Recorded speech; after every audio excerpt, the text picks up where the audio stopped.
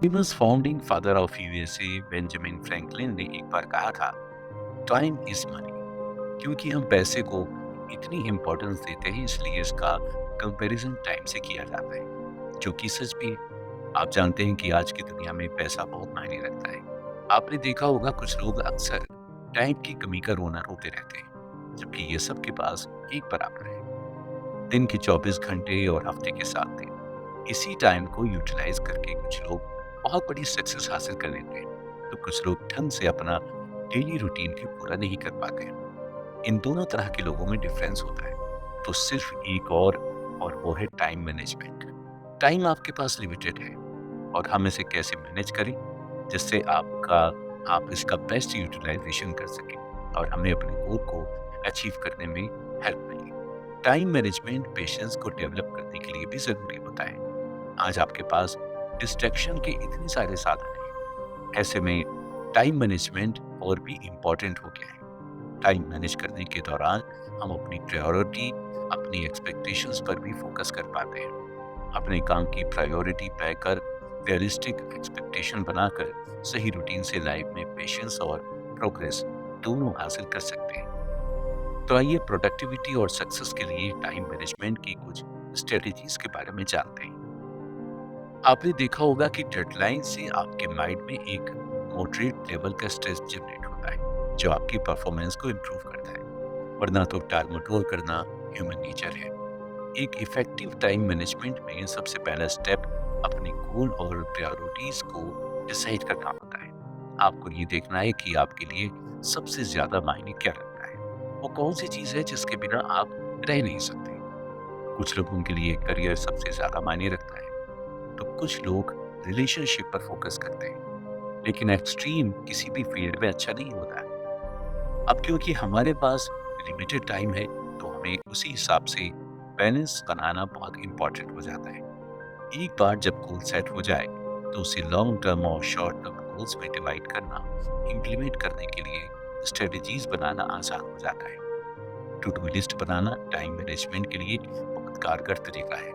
ये आपको फोकस्ड रहने में भी हेल्प करता है, और ये भी इंश्योर करेगा कि आप अपना कीमती टाइम किन चीज़ों पर खर्च कर रहे हैं। टाइम मैनेजमेंट के लिए प्लानिंग और शेड्यूलिंग बहुत इंपॉर्टेंट टूल्स हैं।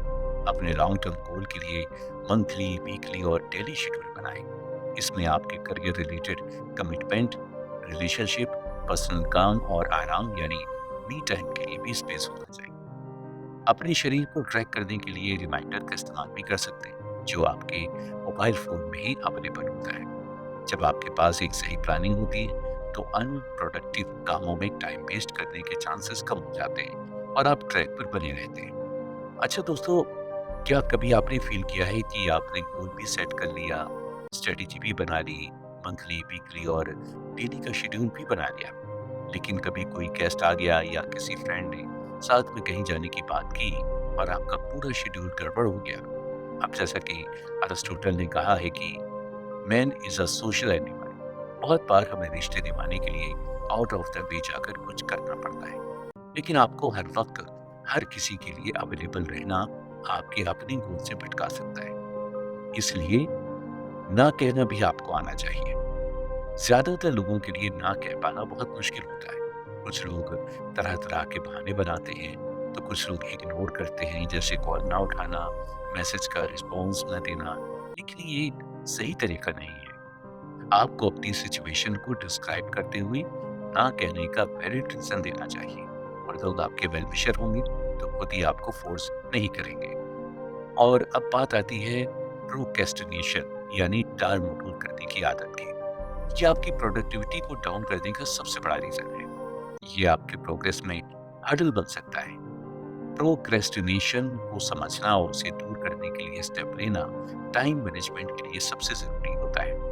आप अपनी डेली टास्क को छोटे और मैनेजेबल पार्ट्स में डिवाइड करें, और हर सेगमेंट के लिए एक स्पेसिफिक टाइम अलॉट करें। हर काम के लिए डेडलाइन डिसाइड करना भी टाइम मैनेजमेंट के लिए एक बेहतरीन टूल है।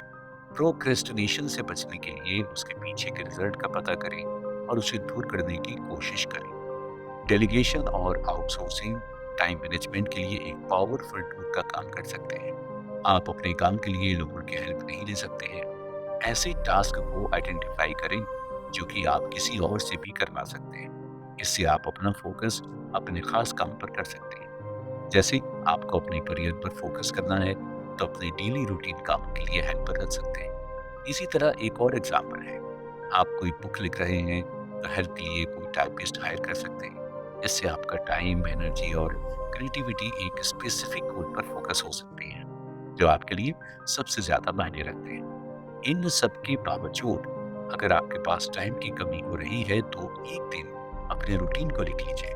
इससे आपको पता चल जाएगा कि आपका टाइम किन चीजों में जा रहा है। जब ऐसा पता चल जाएगी तो फिर आप उसे दूर भी कर सकते हैं। हो सकता है आपका ज्यादातर टाइम सोशल मीडिया स्क्रॉल करने में जा रहा हो या फिर लोगों से गॉसिप करने में घंटे यूं ही निकल जा रहे हो। ऐसी सिचुएशन में ऐसी अनप्रोडक्टिव एक्टिविटीज के लिए अपने टाइम को लिमिट कीजिए, जिससे आप अपना टाइम और एनर्जी ऐसी चीजों में लगा सकते हैं जो आपके गोल अचीव करने में हेल्पफुल। इफेक्टिव टाइम मैनेजमेंट के लिए प्रायोरिटीज सेट करना सबसे इम्पोर्टेंट है। प्रायोरिटीज के अकॉर्डिंग उन्हें एक ऑर्डर में ऑर्गेनाइज कीजिए और जरूरत पड़ने पर या कोई अनएक्सपेक्टेड सिचुएशन पर उसे रीअरेंज करने के लिए भी तैयार रहिए, क्योंकि हर बार सिचुएशन आपके अकॉर्डिंग नहीं होती। इसलिए थोड़ा स्कोप इसके लिए भी रखिए। दोस्तों, टाइम और प्रायोरिटीज को मैनेज करने के लिए एक इफेक्टिव फॉर्मूला आई जन आवर मैट्रिक्स पूरी दुनिया में पॉपुलर हो रहा है। कॉर्पोरेट सेटिंग में इसके काफी सरप्राइजिंग रिजल्ट्स देखे गए हैं। इसमें अपने टास्क को 4 कैटेगरीज में डिवाइड किया जाता है। सबसे पहला है इम्पोर्टेंट एंड अर्जेंट। जो इम्पोर्टेंट भी हो और उसे उसी समय किया जाना जरूरी हो, ऐसे काम इसमें आते हैं। दूसरा है नॉट इम्पोर्टेंट बट अर्जेंट। इसमें कुछ ऐसे काम आते हैं जो उसी समय किया जाना चाहिए, हालांकि ये इतने इम्पोर्टेंट नहीं होते। इम्पोर्टेंट बट नॉट अर्जेंट, यानी ऐसे काम जो इम्पोर्टेंट तो हैं लेकिन इन्हें थोड़े समय के लिए डिले भी किया जा सकता है। आखिर में नॉट इम्पोर्टेंट नॉट अर्जेंट ऐसे काम होते हैं जिन्हें प्रायोरिटी लिस्ट में सबसे नीचे रखा जाता है। इस तरह आपने जाना कि किस तरह से आइस ना आवर मैट्रिक्स का यूज करके अपनी मंजिल को आप पाने के लिए इस्तेमाल कर सकते हैं, जिसमें प्रायोरिटी के हिसाब से टाइम मैनेजमेंट किया जाता है। पेशेंस और प्रोग्रेस को इंक्रीज करने के लिए टाइम मैनेजमेंट और प्रायोरिटीज सेट करना सबसे जरूरी होता है। एक सही रूटीन आपको गुड हैबिट्स के फॉर्मेशन में भी हेल्प करता है, और जब कोई चीज आपकी हैबिट का हिस्सा हो जाती है तो उसके लिए आपको एक्स्ट्रा एफर्ट नहीं लगाने पड़ते। इससे आपकी प्रोडक्टिविटी बढ़ती है और इंक्लूसिव ग्रोथ में भी हेल्प मिलती है। एक सही डेली रूटीन बनाकर अपने सारे कामों को, जैसे एक्सरसाइज, मी टाइम और रिलेशनशिप के लिए भी सॉर्ट कराना चाहिए, क्योंकि ये आपकी मेंटल हेल्थ को इम्प्रूव करता है, जिससे आपको फोकस्ड होकर अपने गोल पर काम करने में आसानी होती है। टाइम मैनेजमेंट आपका टाइम सेव भी होता है, क्योंकि हमेशा ये नहीं सोचना पड़ता कि आप क्या करना है। इस तरह से एक सही रूटीन बनाकर टाइम मैनेजमेंट से आप डिस्ट्रैक्शंस को दूर रखकर पेशेंस के साथ अपना गोल अचीव कर सकते हैं। इसके अलावा डिजिटल डिस्ट्रैक्शन के दौर में हमें टाइम मैनेजमेंट करते समय टेक्नोलॉजी के इस्तेमाल के बारे में भी अवेयर रहना चाहिए। सोशल मीडिया, इंफॉर्मेशन और दूसरे डिजिटल डिस्ट्रैक्शन बहुत आसानी से हमारा टाइम और अटेंशन कंज्यूम करते हैं। आपने खुद भी फील किया होगा कि कोई प्रोफेशनल मेल करने, यहाँ तक कि टाइम देखने के लिए मोबाइल उठाया और कब घंटों गुजर गए पता ही नहीं चला। बहुत बार तो ये भी होता है कि जिस काम के लिए आप मोबाइल उठाते हैं वो काम ना करके बाकी सब कर डालते हैं। इसलिए पॉपअप नोटिफिकेशन ऑफ रखना, सोशल मीडिया के लिए टाइम स्लॉट अलॉट करना और खाने और सोने के वक्त गैजेट से दूर रहना आपकी हेल्थ के लिए बेनिफिशियल साबित हो।